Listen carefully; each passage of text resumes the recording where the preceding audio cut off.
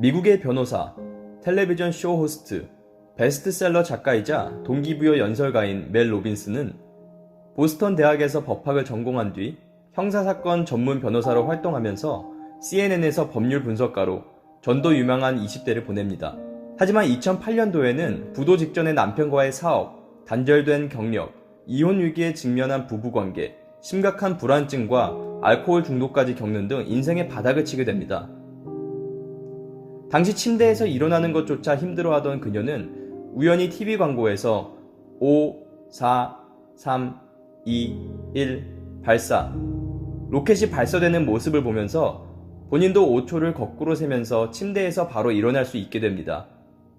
사소한 일상에서도 이 5초의 법칙을 적용하면서 주저함을 없애고 생각에서 바로 행동으로 옮기는 방법을 터득합니다. 그리고 그 후로부터 그녀의 인생은 완전히 바뀌게 됩니다. 2011년도에 그녀는 테드x 샌프란시스코에서 5초의 법칙에 대해 처음 소개했고, 이 영상은 현재까지 2,600만 이상의 조회수를 기록하며 그녀를 대중들에게 본격적으로 알리게 되는 계기가 됩니다.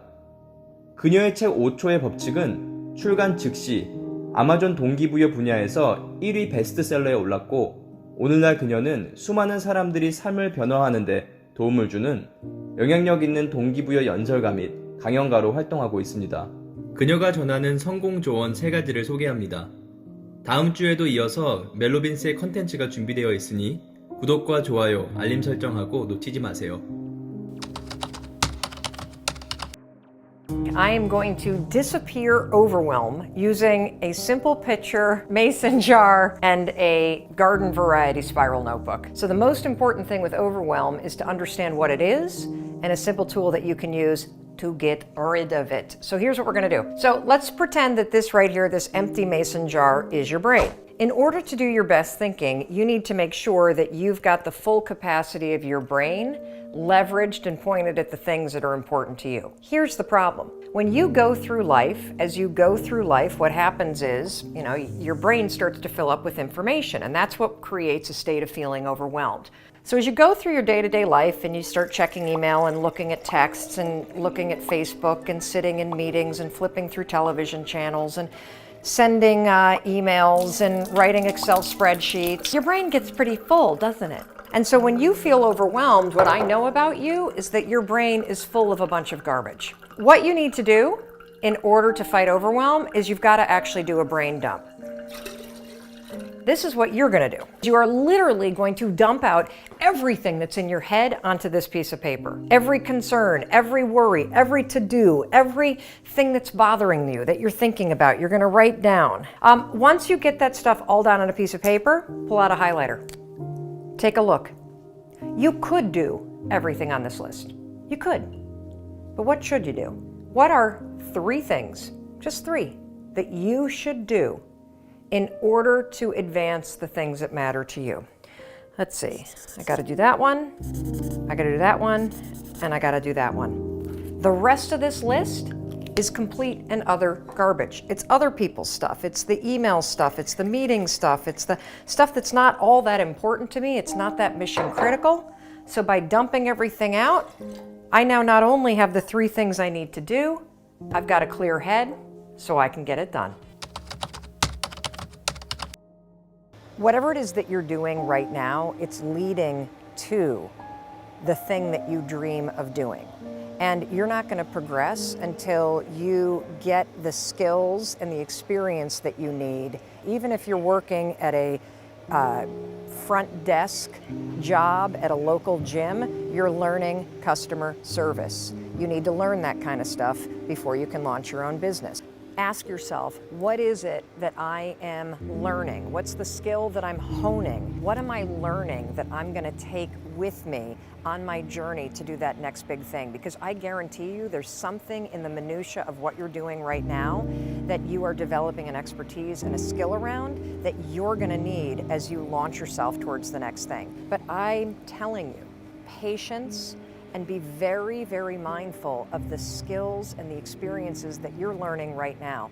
You know, one of the other reasons why I've become so successful in the speaking business is 10 years ago I was hosting a radio show that nobody listened to, and you know what? I was horrible, absolutely horrible. But what was I learning? I was learning what not to talk about, what not to sound like. I was making the mistakes that I needed to make in order to learn how to be a better storyteller. And that was a necessary and critical skill that I was developing 10 years ago that is essential to my success now. So I'm telling you, be patient, be intentional about what you're learning, and ring whatever situation, whatever work you're doing right now, ring it out for the experience and the skills and the expertise that you're going to carry forward with you. Now, a temporary problem is something that you have tremendous power to change. And permanent problems, though, are something that require a different skill, and that is the ability to just accept things as they are and let the complaining go. Now, one of the skills in life that is really going to help you become a great problem solver is knowing what kind of problem you're actually dealing with. The truth is, you can't change a permanent problem. So no matter how much you complain about it, how much you try to change it, how much energy you put into it, nothing's changing. It's a waste of your time and your energy to focus on those. Here are some examples of permanent problems. You can't change time. You have 24 hours a day. That's it. Another thing you can't change, a permanent problem, how old you are. Can't change that. You can't change your past. You can't change your family. And here's one that's really hard to understand. You cannot change the personalities of other people. You can't do it. Yes, you can influence some people's decisions, but people's hard wiring, that's only going to change if they choose to change. Temporary problems are what you want to focus your energy on. Now, here's the thing about temporary problems. They're not permanent. You may hate your body, but you can change it. You may hate and be unhappy in the relationship that you're in, but you can change it. You might complain a lot about how your boss treats you or how you feel passed over at work, but you can change how you interact with your boss, and you can change how you show up at work, and you can even change your job. Now, here's a simple exercise that I want you to do. I want you to make a list of all the things that you complain about. Now I want you to look at every single complaint you have and ask yourself, what can I do to change this problem? What can I do to fix my relationship with your boss? Because you can't change your boss's personality, but you can definitely change how you interact with her. And when you change yourself and your own behaviors and how you think, you're going to change everything.